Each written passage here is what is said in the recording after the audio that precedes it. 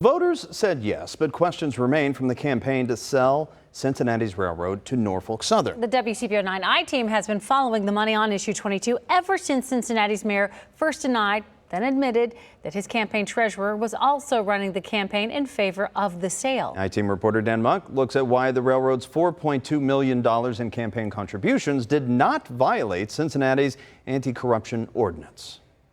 The stakes seemed huge in August when Cincinnati City Council voted to place the railroad sale on the November ballot. This is the most important vote and decision that you will make as council members.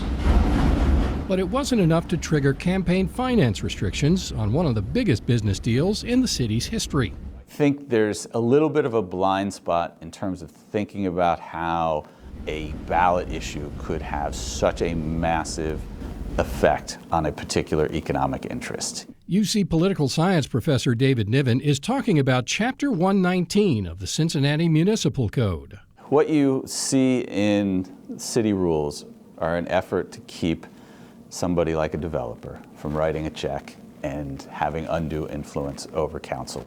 The two-year-old rule was intended to reassure the public that a culture of corruption would end here at City Hall after a 2020 scandal that led to the conviction of 3 members of council for wire fraud or bribery. Chapter 119 prohibits the mayor and city council from accepting campaign donations from people with a financial interest in city business, if that business requires a council vote to move forward. This is an ordinance that would put the sale of the railroad on the ballot for this November. On August 2nd, Cincinnati Mayor Aftab Purval urged City Council to support the $1.6 billion sale of a city-owned rail line. I don't like Norfolk Southern any more than you do. But if you want nothing to do with Norfolk Southern, then we have to sell. 13 days before that vote, on July 21st, Norfolk Southern donated $2 million to fund a campaign promoting the sale. It added $1.5 million on August 15th, 12 days after the council vote. Norfolk Southern's cash was used for campaign ads. We can build Cincinnati's future. Featuring the mayor, who plans to seek re-election in 2025. Being on TV is, of course, a benefit to all politicians, but that is not why I'm doing this. The city says the new rule didn't apply to Norfolk Southern's contributions because council's vote was ministerial only.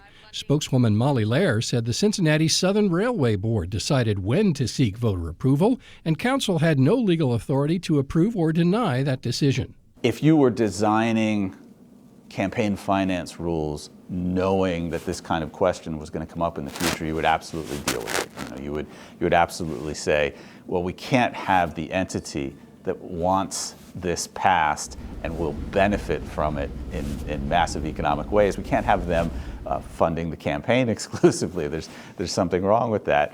Rail sale critic Todd Zinser asked the Ohio Elections Commission to determine if Norfolk Southern made an improper campaign contribution to the mayor by paying for ads starring the mayor.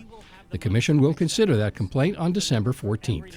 The one redeeming factor here is the campaign for issue 22. Issue 22 itself can't be bribed. You can't, it's an issue. It happens or it doesn't happen. Whereas a candidate, obviously, can be influenced by campaign contributions, and that's really the purpose of having campaign finance rules in the first place. Dan Monk, WCPO 9, IT.